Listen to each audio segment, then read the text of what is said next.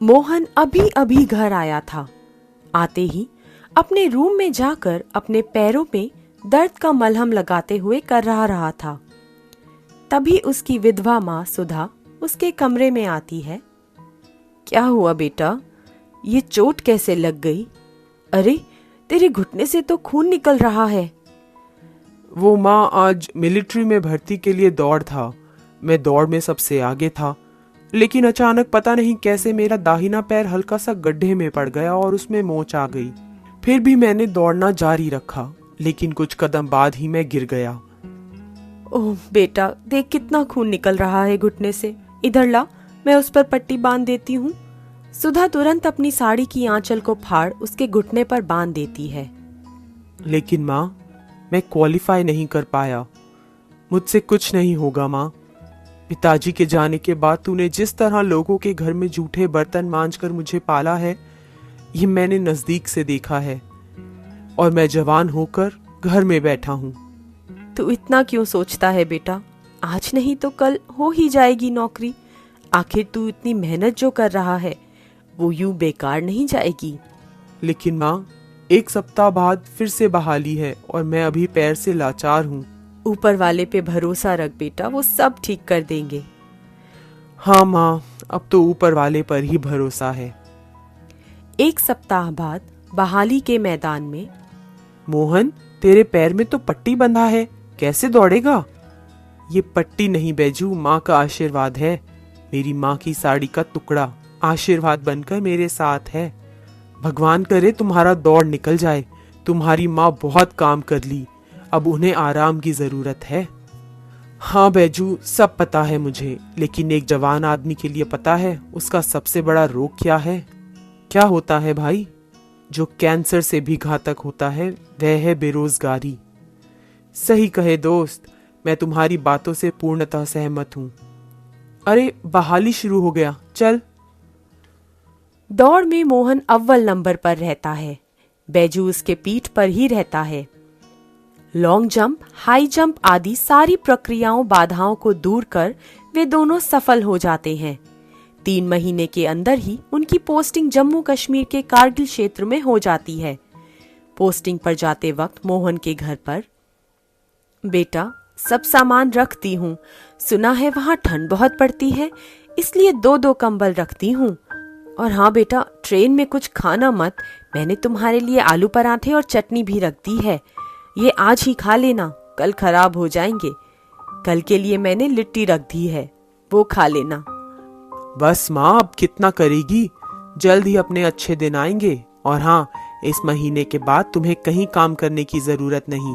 मैं पैसा तेरे डाकघर बचत खाते में हर महीने डाल दिया करूंगा, तू जाकर निकाल लेना। ठीक है बेटा, वहाँ अच्छा सा रहना और स्वास्थ्य पर ज्यादा ध्यान देना, मेरी फिक्र मत करना। तभी बैजू बाहर से आवाज लगाता है, मोहन, अरे ओ मोहन, चल भाई, नहीं तो ट्रेन छूट जाएगी। बेटे को पहली बार बाहर जाने के कारण सुधा अपने आप को रोक नहीं पाती। वो सिसकने लगती है और अपनी कांपते हाथों से खाने का सामान झोले में पैक करती रहती है। माँ की सिसकारी सुन मोहन भी रुआंसा हो जाता है, लेकिन जल्द ही अपने जज्बातों पर काबू कर अपनी आंखों से आंसू पोंछते हुए माँ से बोलता है, मैं अब निकलता हूँ माँ, अपना ध्यान रखना। और हाँ, ज्यादा सोचना मत और रोना नहीं।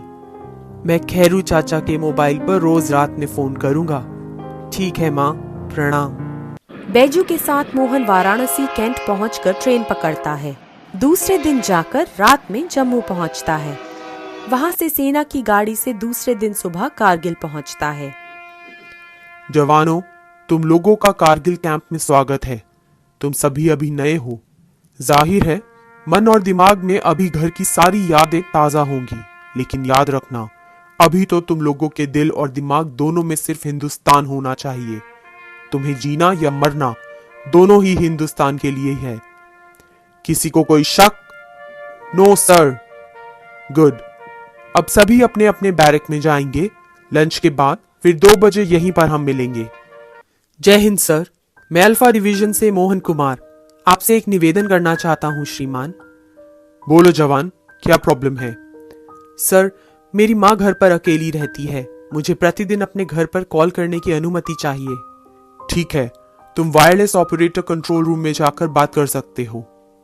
Thank you sir. इधर सुधा का मन नहीं लगता। वह मोहन के बिना घर में अकेली महसूस करती है। वह अक्सर बीमार रहा करती है। एक दिन, कितना दिन यूं ही घर में रहेगी सुधा? कभी कभी इधर उधर घूम भी लिया कर।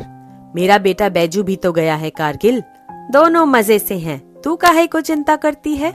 कमली बहन, तू तो जानती है मेरा इस दुनिया में मोहन के सिवा कोई नहीं है। 22 वर्षों में पहली बार घर से बाहर कदम रखा है मेरा लाडला। हाँ, माँ का दिल तो माँ का ही होता है। उसे अपना बेटा हमेशा बच्चा ही नजर आता है। सुधा, ओ सुधा। जी मालिक, आई। पैसा लिए 2 महीने होने का रहे हैं और ना अभी तक सूद दी हो और ना ही मूल का दर्शन हुआ है। मोहन का वेतन मिलने वाला है, जल्द ही आपके पैसे मिल जाएंगे मालिक। कान खोलकर सुन लो सुधा, अगर 30 तारीख तक पैसे ना मिले तो अगले महीने से 2 गुना सूद लूंगा। अगले 2 महीनों में सुधा मोहन के द्वारा भेजे गए पैसे से जागीरा का कर्ज चुका देती है। 2 महीने बाद मोहन घर आने वाला होता है। सुधा एक एक दिन गिनती रहती है। जब 1 सप्ताह बचा होता है तो कारगिल में आतंकवादियों का घुसपैठ हो जाता है। जवानों, अभी अभी खुफिया विभाग से इनपुट मिला है कि 8 आतंकवादी इस एरिया के एक स्कूल में बच्चों को बंधक बनाए हुए हैं। इस मिशन के लिए अल्फा डिवीजन से लांस नायक कमलेश, सिपाही मोहन, सुरेश चार्ली से भीमा, बैजू और शमशेर सिंह तथा डेल्टा से अमर सिंह को चुना गया है। कोई शक? No sir. Okay, Charlie front से अटैक करेगा, डेल्टा बैक से अटैक करेगा और अल्फा साइड विंडो से जाकर आतंकवादियों को कैप्चर करेगा। कोई शक? No sir. Okay, move to mission Fateh. Mission के दौरान आतंकवादियों की गोली से मोहन घायल हो जाता है, लेकिन बच्चे आजाद हो जाते हैं। सभी आतंकवादी मारे जाते हैं। मोहन को मिलिट्री अस्पताल में भर्ती कराया जाता है, जहां उसे 2 महीने का बेड रेस्ट कर दिया जाता है। इधर बैजू अपने गांव पहुंचता है। बैजू बेटा, तुम तो मेरे मोहन को साथ ले गए थे, उसे साथ लेकर क्यों नहीं आए? बेटा, मुझे ले चलो उसके पास। चाची, वह 2 महीने बाद आएगा, मत रो, वह बिल्कुल ठीक है। कैसे न रो? मेरे जिगर का टुकड़ा हजारों किलोमीटर दूर गोली खाकर पड़ा है और तुम कहते हो कि मत रो? अगले महीने गणतंत्र दिवस पर मोहन के नाम की घोषणा वीरता पुरस्कार के लिए अनाउंस होता है। मोहन का पदोन्नति पर नायाब सूबेदार बना दिया जाता है। गणतंत्र दिवस समारोह में सुधा को भी दिल्ली बुलाया जाता है। सुधा बैजू के साथ समारोह में जाकर अपने बेटे को राष्ट्रपति से अवार्ड लेते देख गदगद हो जाती है। वहीं से मोहन के साथ गांव लौट जाती है। गांव में विधायक, डीएम, मुखिया सभी उसके स्वागत में खड़े होते हैं। जैसे ही माँ बेटा गांव की सीमा पर पहुंचते हैं, खैरू चाचा जोर से चिल्लाते हैं, मोहन कुमार जिंदाबाद। सभी गांव वाले एक साथ गगनभेदी नारे लगाते हैं, जिंदाबाद जिंदाबाद। आज सुधा की छाती चौड़ी हो गई। वो अपने को दुनिया की सबसे खुशनसीब माँ महसूस कर रही थी।